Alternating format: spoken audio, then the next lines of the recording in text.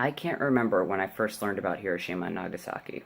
Probably around fifth grade during the World War II unit at school, at the very end of the discussion about World War II. We were told that it was terrible, but also that President Truman and other generals had believed it a necessary evil to bring a quick end to the war in the Pacific theater. We saw a grainy black and white picture of the A Dome, and that's about it. They told us the atomic bomb was a weapon capable of immense, long lasting destruction, but old pictures of decimated cities didn't do it justice. In all honesty, I believe that I didn't completely understand the full extent of suffering and devastation the A bomb caused until I visited Hiroshima. Hiroshima doesn't feel like a city leveled by an atomic bomb within living history.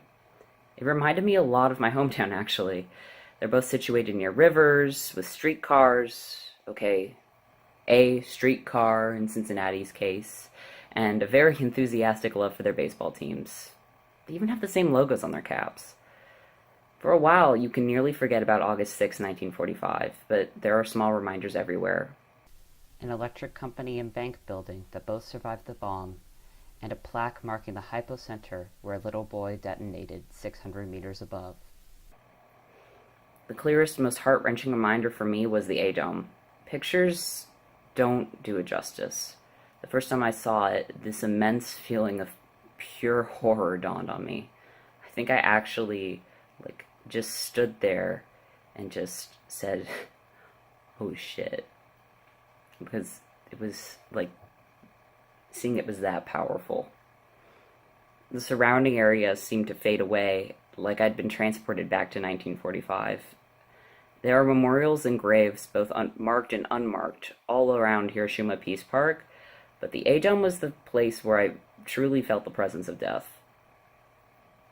We also attended a storytelling session by Michiko Yamaoka, a second-generation survivor who was born 5 years after Hiroshima's bombing. What stuck with me most from the storytelling session is how different the Japanese view of the atomic bombings are from what I expected. Placing the onus of the blame on the United States would be completely understandable, honestly, but instead they present the A-bomb as a consequence of war itself, with everyone sharing equal blame.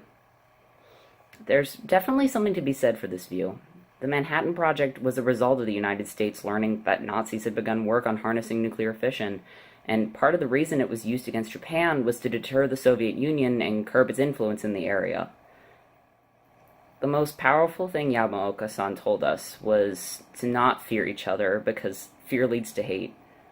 I'd heard that message before, but it was the use in this context that finally made me realize the nuclear weapon was one purely born of that emotion.